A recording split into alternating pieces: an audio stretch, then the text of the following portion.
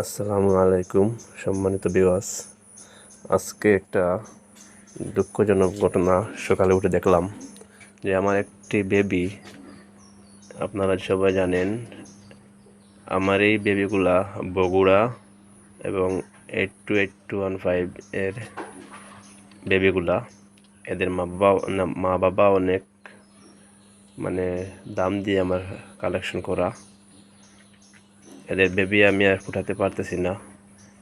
এইবার দুইটা বেবি ফুটেছিল, তো একটি বেবি একটু দুর্বল ছিল, তাই ও একটু ছোটো হয়ে গেছে, দেখতে পাচ্ছেন একটু ছোটো হয়ে গেছে।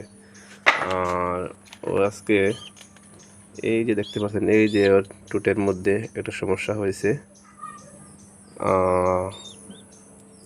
এই বেবিটার টুটটা একদম এই যে দেখতেছেন, এই পাতিলের মধ্যে দিয়েছিলাম, প্লাস্টিকের এই পাতিলে। এই পাতিলের মনে করেন এই যে ছিদ্রগুলো আছে, এই যে ছোটো ছোটো ছিদ্রগুলো আছে, এইগুলোতে ঢুকে যাওয়ার কারণে বেবিটার টুটটা অনেকটা সমস্যা হয়ে গেছে। যাক, সকালে দেখার পরে আমি এটা ভেঙে, এটা প্লাস্টিক ছিল সেজন্য ভেঙে টুটটা বের করে দিয়েছি। বেবিটা অনেক কষ্ট পেয়েছে। আপনারা সবাই দোয়া করবেন তাড়াতাড়ি যেন আমার বেবিটা সুস্থ হয়ে যায়। এই এক পেয়ার বেবি, মাশাআল্লাহ, খুব সুন্দর, আল্লাহর রহমতে। আজকে এদেরকে আমি ট্যাগ পরিয়ে দেব। এই এদের মা বাবাটা অন্য জায়গায় আছে। আমার ঠিকানাটা হচ্ছে, আপনারা যারা আমার কাছ থেকে বেবি কালেকশন করতেছেন, রেসার বেবি কালেকশন করতে পারেন। আমার ঠিকানা হচ্ছে জকিগঞ্জ, সিলেট। যারা জকিগঞ্জের ভিতরে আছেন তারা নিতে পারবেন।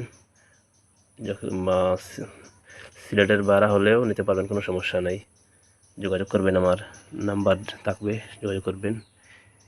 এখানে আর একটা পেয়ার জোড়া আছে। এখানের লাইনটা হচ্ছে জার্মান, এটা নটটা বসে আছে, আর মাদিটা হচ্ছে ক্যাভেন্ডিশ। এরা মাশাল্লাহ আজ 5 দিন হলো ডিমে তা দিচ্ছে। ইনশাআল্লাহ আগামীতে বেবি বের হবে সুস্থ সবল, আল্লাহ যদি চায়। সবাই দোয়া করবেন। আর সীমিত কবুতর আমার, বেশি কবুতর না, এই আমার ক্যাভেন্ডিশ মাদিটা বসে আছে। এখানে আরও এই আজ আমার 828 এই পেয়ারগুলো বসে আছে। এখানে একটি বেবি, অ্যাডাল্ট বেবি বসে আছে। এখন আবার চিচি ডাকতেছে, কিন্তু অনেক বড় হয়ে গেছে।